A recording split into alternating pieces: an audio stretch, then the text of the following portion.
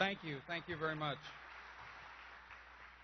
So if this thing beeps like that again, Father, I don't know what that means. It must mean to cut it off, right? I'm really honored to be here today. I want to thank all of you for having me, and Governor for inviting me. I'm so honored that you would have me. You know, I'm still new enough in politics to be amazed that people so far from Florida even care what I have to say. So it's real touching to be here. I'm glad to be back in this part of the country. You may not know this, but I was here in this part of the country earlier in my life. In 1989 and 1990, I came to a small school in northwest Missouri called Tarkio College. It's no longer around. It's not my fault. But they're not. People ask me, okay, maybe someone's not happy that Tarkio College is not around, but people ask me all the time, well, why did you go to Tarkio College? What brought you to northwest Missouri? It was the only school in America that would allow me to play football. And, well, I mean, don't laugh. You may not know this, but I've been in the National Football League had it not been for my lack of size, speed, and talent. So, anyway, I'm glad to be here for the, is it the second anniversary of your 65th birthday? So, it's great to be here for it. And look, let's just address right up front the elephant in the room, because anytime anyone makes a trip to Iowa, people start speculating about what you're going to do in the future and all that. So let me just be blunt. I am not now, nor will I ever be a candidate for offensive coordinator of Iowa.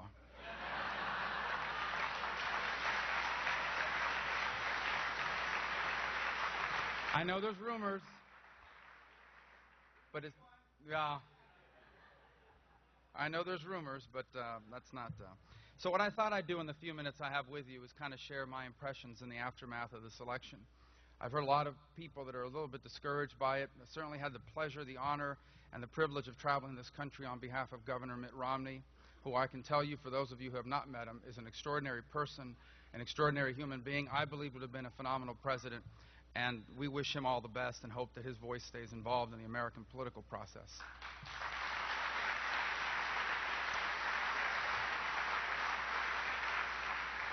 But we're having this conversation now, for those of us who believe in limited government conservatism, which my guess is a lot of you, about what it's all about, what the future's about for us and where we stand. So let me begin by saying this is not about the Republican Party, for those of us who are Republicans.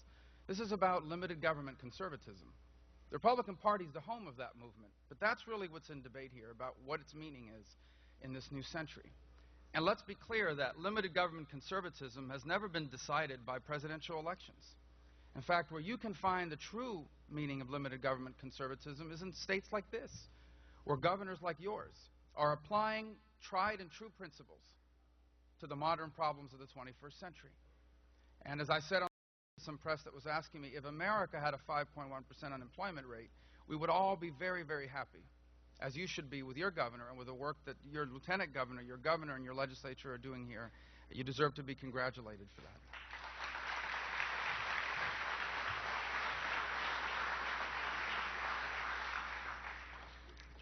Now, for those of us in federal office, the question is, well, how do you apply the principles of limited government and free enterprise to the problems of the 21st century? That is the fundamental question that we face.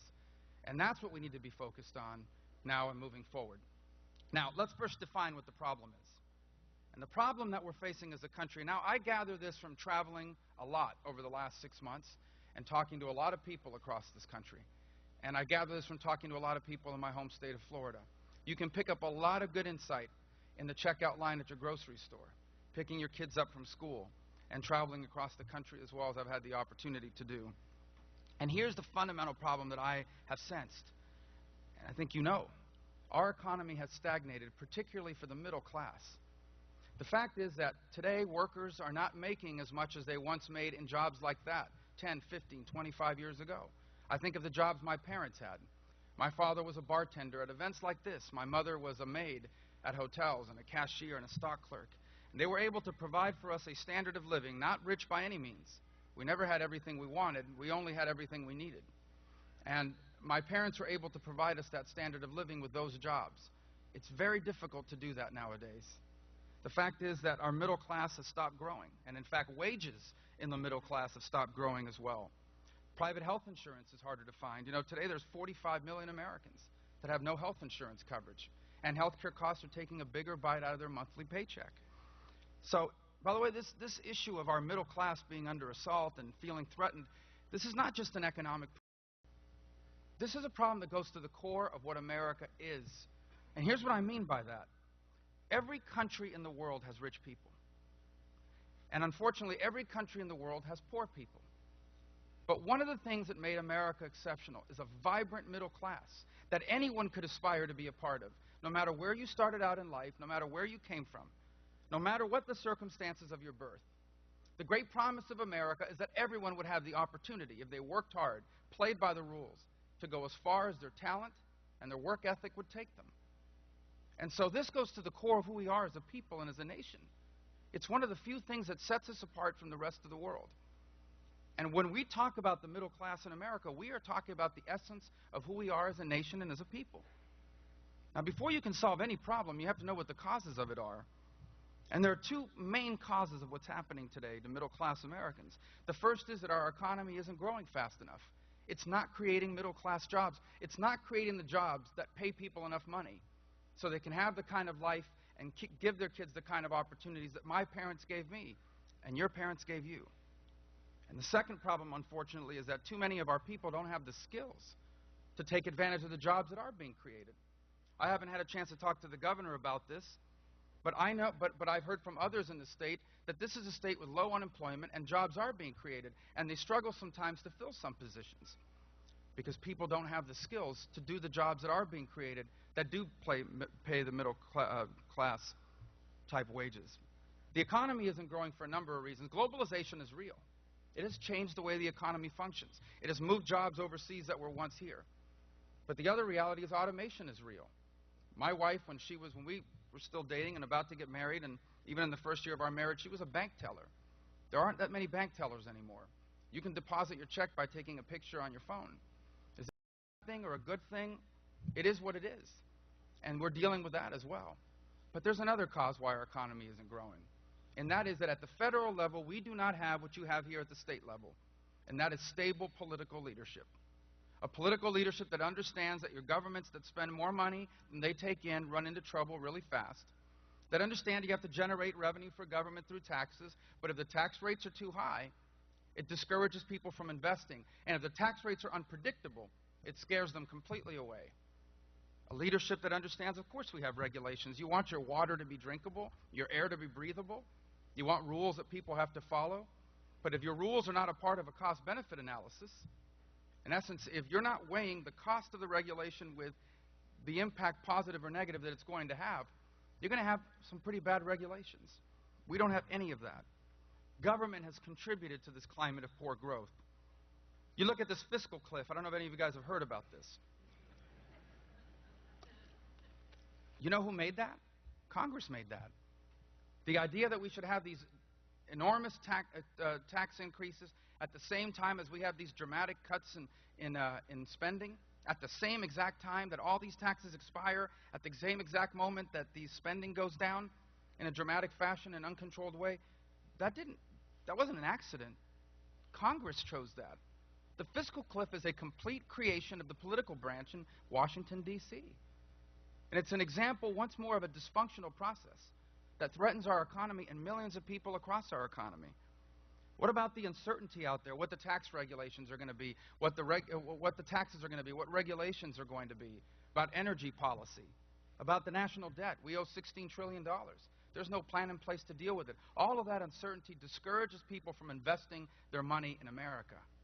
Because that's how the economy grows. When someone that has access to money, take it out of the bank, and instead of buying bars of gold, they decide to use it to invest in the economy and open up a new business. And people are afraid to do that in a country with a $16 trillion debt and no plan to fix it, taxes they can't predict, regulations they can't plan for, and an energy policy that disincentivizes manufacturing and the growth of other industries in the United States. The second part of the problem we talked about is our people sometimes don't have the skills they need. And I want to be blunt about that. It all begins with societal breakdown. We have very significant societal problems in America today. The breakdown of the American family has a direct impact on our economic well-being. I often hear people talk about the social conservative and fiscal conservative. The social and moral well-being of your people is directly linked to their economic well-being. You cannot separate the two. And the fact of the matter is that it is startling to see what an enormous advantage in life it is when a child is raised in a stable home by two parents. It is the greatest gift my parents ever gave me. Was not a big house, not even a college savings account. They couldn't afford that.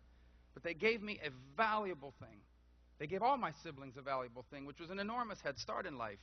And that is, I was raised in a strong and stable home where my parents loved each other and lived together and raised us and made us feel loved and secured and encouraged to dream. Now, sadly, there are a lot of kids that don't find themselves in that circumstance, and let me be clear, there are some heroic single parents out there, but they would be the first ones to tell you how difficult it is. Of course, it extends beyond that. Millions of children every year are born out of wedlock in this country. Millions of kids that are growing up in dangerous neighborhoods and substandard housing, no access to health care, from a broken family where maybe their grandmother's raising them because they never met their father and their mom is working 2 jobs to make ends meet. These kids are starting out life with 5 or 6 strikes against them. It's going to be difficult for them to get ahead unless someone does something. These are the facts of societal breakdown, and they manifest themselves in our economy. And as a society, we need to understand that. There are other issues, and you're dealing with them in the state. We need a 21st century curriculum. We have to educate our kids to have the skills to do the jobs of the 21st century. We need to do a better job at adult education. There are plenty of people I've met, and you've met them too. They're in their late 20s or early 30s. Maybe they made the mistake when they were younger of not going to school, but now they regret it and they want to change their lives. We've got to figure out a way to get them back into programs where they can acquire skills in a trade or in a career. My sister did that. In her mid-30s, raising her 2 boys by herself, she was able to go back to school and get her degree in education and a master's in special education, and changed her life completely. We have to do that for more people. Of course, the college costs are significant. Not just going to school like I did here in Northwest Missouri. I transferred back after a year to the University of Florida and then law school. I graduated with exorbitant student debt. Someone named Sally Mae kept taking $700 out of my account every month. And it was in some months, and you hear others say that when you added up all my student loans, I spent more on my student loans than I did on any other expense. So I knew that going in, but we have to do something about that as well. We have too many kids that are graduating school with enormous debt load, and when they go in, they don't even know it. They have no idea how much it's going to cost to pay it back. And they're studying for careers that will never pay them the money they need to pay it back. They at least deserve the right to know that going in. So now I've given you all the problems, but what are the solutions? Let me tell you where we start. We start with a very simple notion. The way to turn our economy around is not by making rich people poorer. It's by making poor people richer. That's the way you move our country forward.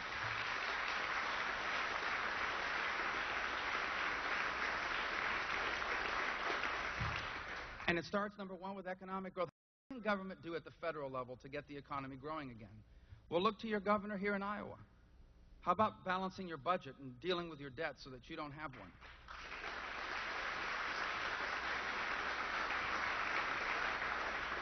How about tax rates that generate the revenue government needs but are not so high or so unpredictable that people are afraid to invest in your economy moving forward? How about a regulatory process that takes into account the costs of the regulation, not just the theoretical benefits of those regulations? How about an investment in energy policy, not just energy politics? The United States of America is now the most energy-rich country in the world with a wide portfolio of energy resources, including energy resources that you're pioneering here. Now, that's not just good in terms of creating jobs, because it does. And that's not just good because of the fact that it allows us to be independent, because it does. It allows American manufacturing to be competitive again. We've been losing all these jobs for decades because labor costs were lower overseas. If we could lower energy costs in America, all of a sudden, all kinds of American manufacturing is viable again. And you know what manufacturing jobs are? They're middle-class jobs that allow people to raise their families, to buy a house, to take a vacation, and to send their kids to college or to get ahead in life. If we had a viable energy policy, we would be so much further ahead in our economic growth. We have to deal with health care. We do have a health insurance problem in America, absolutely. But a big government solution is not the answer. What we need is to figure out a way to empower people to have access to a vibrant private market where they can buy the insurance they need at a price they can afford from any company in America that will sell it to them. We need federal policies that encourage that, as well as tort reform that's driving up the cost of health care all across America. We need sound monetary policy. There's not enough talked about that.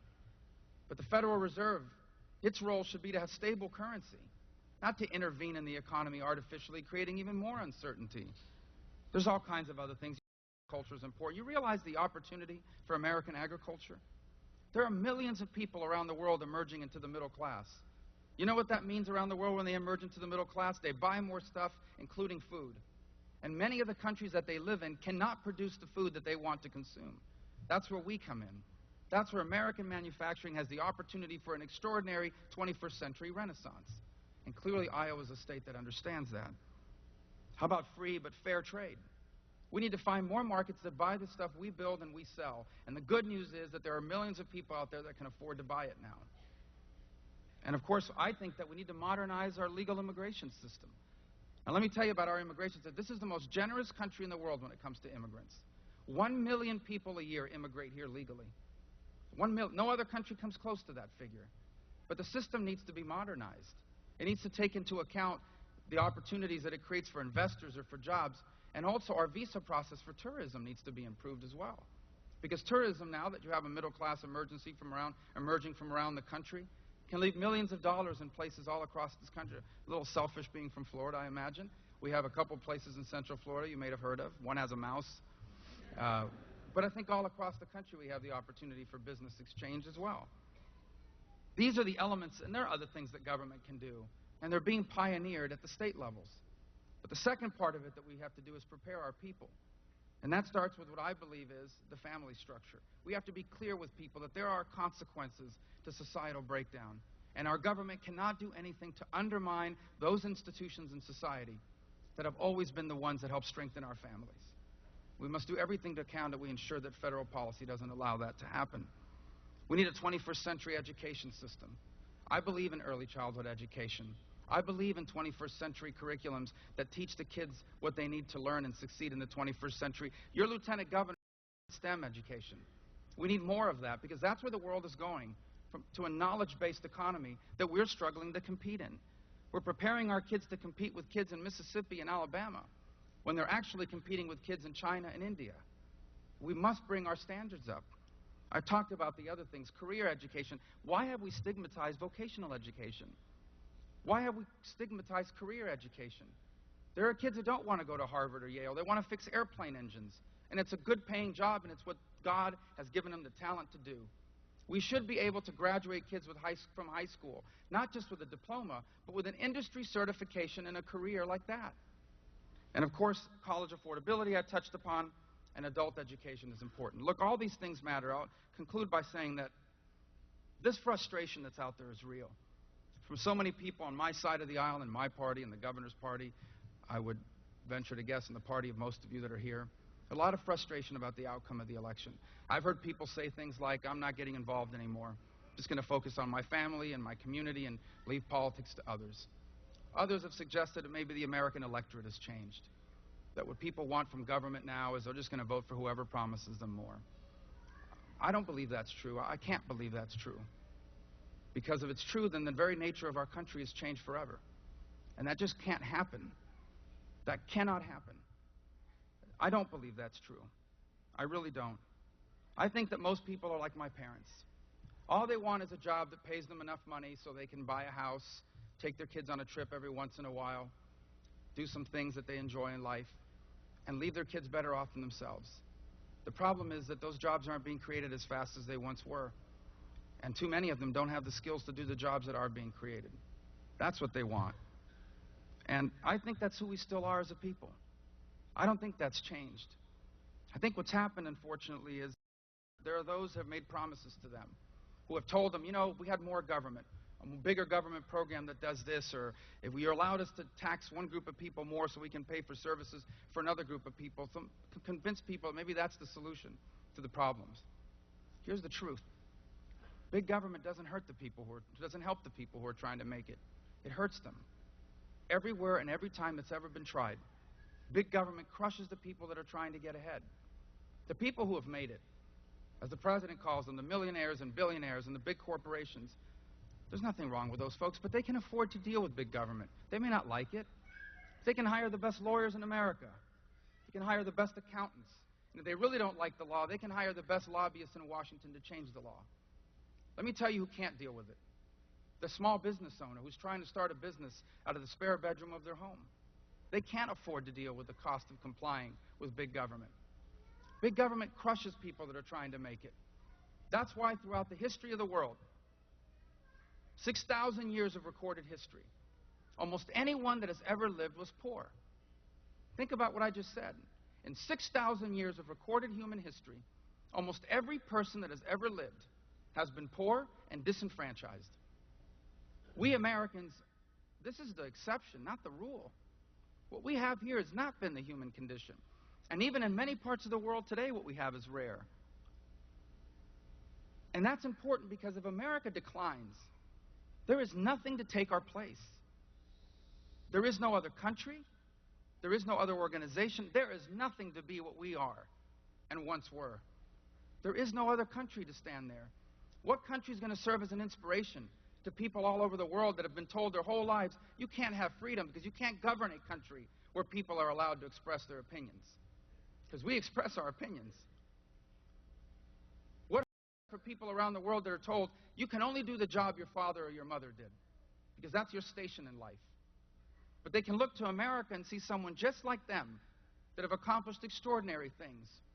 If America declines, if the power of our example is dimmed, what takes its place? The answer is nothing takes its place. And your children and grandchildren will inherit not just a diminished country, they'll inherit a diminished world. Darker and harder, probably more violent than it's been in a long time. What's at stake here is not just our country. It's the way life is on this planet. That's worth fighting for. And what that means to me is that we need to do a better job of going out and convincing our fellow Americans who perhaps don't see things the way we do, that free enterprise and limited government is the best way forward for them. That free government and limited enterprise and limited government and free enterprise is the only system that has ever allowed people to climb out of the circumstances of their birth. It's the only economic system that's ever allowed a vibrant, widespread middle class to take root. And that's not going to be a hard argument for us to make, but we have to make it. And if we do, then I believe that you will see all across this country what you are seeing here. The ideas that made us an exceptional nation will continue. And our children will inherit what they deserve to inherit, what I inherited and you inherited, the single greatest nation in the history of all of mankind. And I'm just grateful that you gave me an opportunity to share this with you today. I haven't had a chance to speak other than in my home after the election. And and even that's been limited. But I'm grateful that you gave me the opportunity to address you on these topics today, because I feel so passionately that what's at stake here is truly generational. I don't see this just as a challenge. I see it as an extraordinary opportunity, as an opportunity for us as a generation of Americans to do our part and write our pages in the extraordinary history of this special place. Oftentimes people come to me all the time and say, thank you for what you're doing for our country. I feel guilty when you say that to me, because I want you to know that I can never do for this country what it has done for me. I don't know where I would be tonight if my parents had not come to America in 1956. But I doubt very seriously whether I would be in a place like this, speaking to a crowd like you. Perhaps I would be just like all people have been throughout 6,000 years of history. I would be doing like what my father did. And there's nothing wrong with being a bartender at a banquet. But he did that so I could have the career, whatever it was, never pushed me into one career or another. And I believe there are millions of people that still want that for their children and grandchildren here in America. And our job is to make it easier for them to do that. And government can play a role in making that happen. Governor Branstad is an example of what government can do to help the middle class grow and a state be prosperous. And I pray God will give me the opportunity to be part of that as well in Washington, D.C. So thank you for the chance to speak to you on these topics. Now,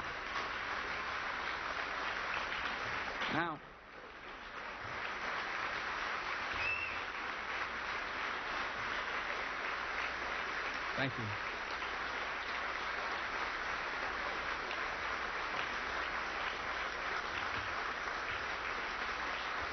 Thank you. Thank you.